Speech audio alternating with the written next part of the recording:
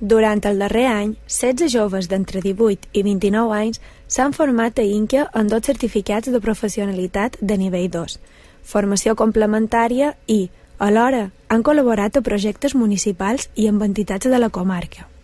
El batlle d'Inca, Virgilio Moreno, i la regidora de Formació i Ocupació, Alice Weber, per acomiadar els joves i conèixer de primera mà l'experiència de participar en els programes MITS d'ocupació i formació. Bé, és que avui hem finalitzat després de 12 mesos de formació i de treball efectiu d'aquests 2 tallers i clar, són programes que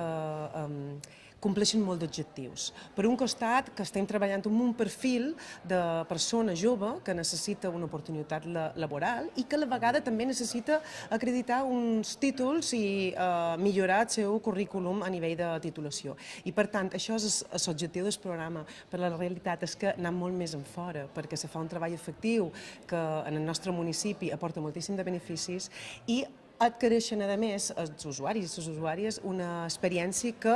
ajudarà a complir el segon objectiu, que és realment més important i que serà ara la seva inserció laboral. I, per tant,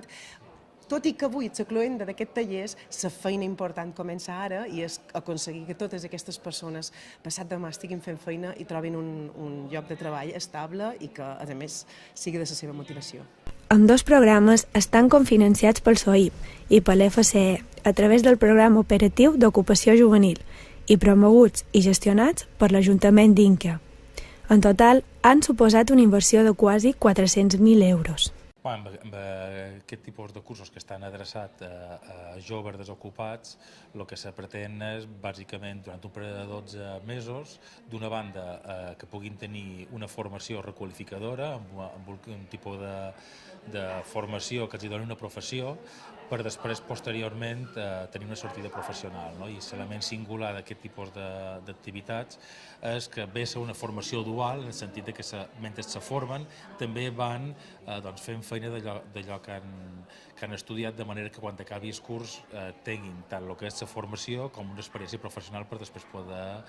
tenir més fàcil una sortida professional en el mercat ordinari. Els 2 projectes MITS d'ocupació i formació, Inca Roda i Inca Pren, són una iniciativa del Centre de Formació d'Inca per tal de facilitar als joves un ensenyament teòric, complementat amb una inserció laboral real.